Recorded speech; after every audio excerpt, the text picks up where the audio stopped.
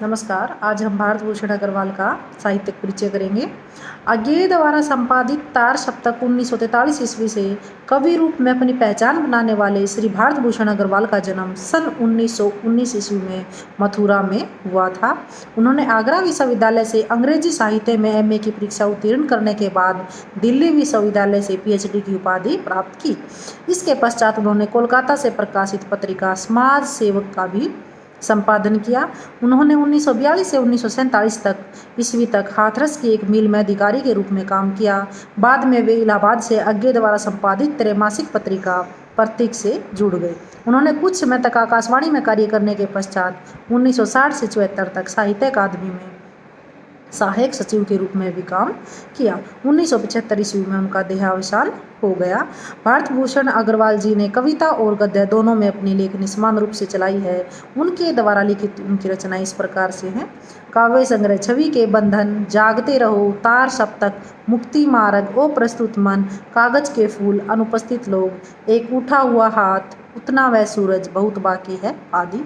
बाल साहित्य किसने फूल खिलाए मेरे खिलौने, नाटक पलायन, सेतबंधु, खाई बढ़ती गई, अग्निलिख, युग युग या 5 मिनट। और निबंध आलोचना लिखी है रघुवीर भारत भूषण अग्रवाल ने। प्रसंग वंश, कवि की दृष्टि, लीक अलीक, उपन्यास, लौटती लहरों की बांसुरी, कहानी है जो इनकी वो है आधे आधे जिस्म, एकांकी, महाभारत की एक साहस। मौलिक लेखन के अतिरिक्त उन्होंने रविंद्रनाथ ठाकुर के नाटकों व कविताओं का भी सुंदर अनुवाद किया है। साहित्य अकादमी पुरस्कार मिला है उनको उतना वह सूरज है पर, और उन्होंने हिंदी उपन्यास पर पाश्चात्य प्रभाव विषय पर शोध करके डॉक्टर की उपाधि प्राप्त की थी। साहित्यिक विशेषताएं हैं। भारत भूषण अग्रवाल की साहित्यिक यात्रा प्रथम तार सप्तक के कवि के रूप में आरंभ हुई थी।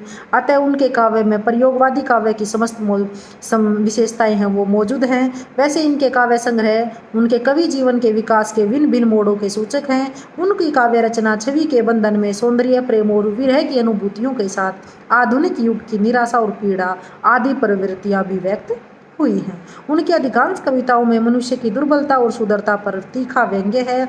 जागते रहे में वे व्यक्तित्व की संकुचित सीमाओं को लांघकर व्यापक धरातल पर टिकने का प्रयास करते दिखाई पड़ते हैं।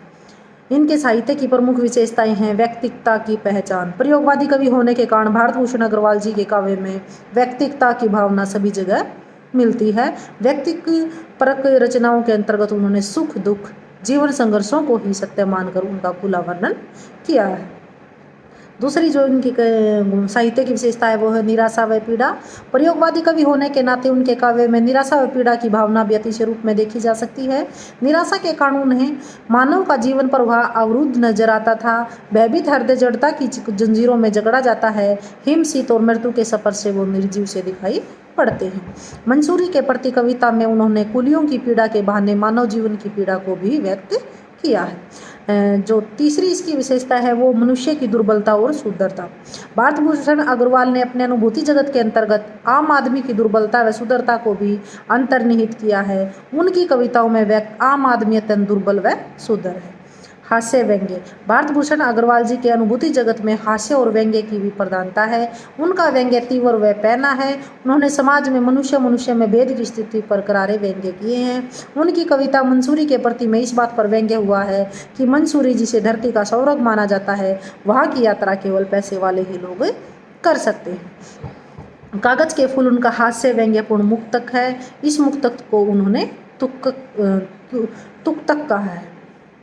उपदेश, जो इसकी अगली विशेषता है वो उपदेश की। हालांकि भारत भूषण अग्रवाल जी की कविता में निराशा, पीड़ा व आम आदमी की दुर्बलता का चित्रण है, लेकिन इनकी कविताओं में आम आदमी को अपनी निराशा, पीड़ा व दुर्बलता से निजात पाने हेतु उपदेश भी दिया गया है। अग्रवाल जी आम आदमी को अपनी निराशा के निवारक एक स्थल पर अग्निशिखा प्रज्वलित करने का उपदेश देते हैं तो दूसरे स्थल पर कर्म करते हुए जागते रहने का भी उपदेश देते। भारत भूषण अग्रवाल की भाषा शैली है वो है कि भाषा पर भारत भूषण अग्रवाल का व्यापक अधिकार था। उन्होंने अपने समस्त साहित्य में तत्सम व तद्भव शब्दावली युक्त परिनिष्ठित खड़ी बोली का प्रयोग किया है। वे विषय व भाव के अनुरूप भाषा के प्रयोग में दक्ष थे। उनकी भाषा सभी जगह अपनी एक झंकार छोड़ती चलती है, जो संगीत की अनुभूति कराती है। उनकी भाषा में प्रसंग के अनुकूल प्रसाद, माधुर्य व ओज तीनों गुणों का समावेश मिलता है। हालांकि प्रसाद गुण अधिकतर जगह पर व्याप्त है। उनकी भाषा में व्यंजना शब्द शक्ति की प्रधानता है, अभिधा और लक्षणा की बजाय व्यंजना शब्द शक्ति।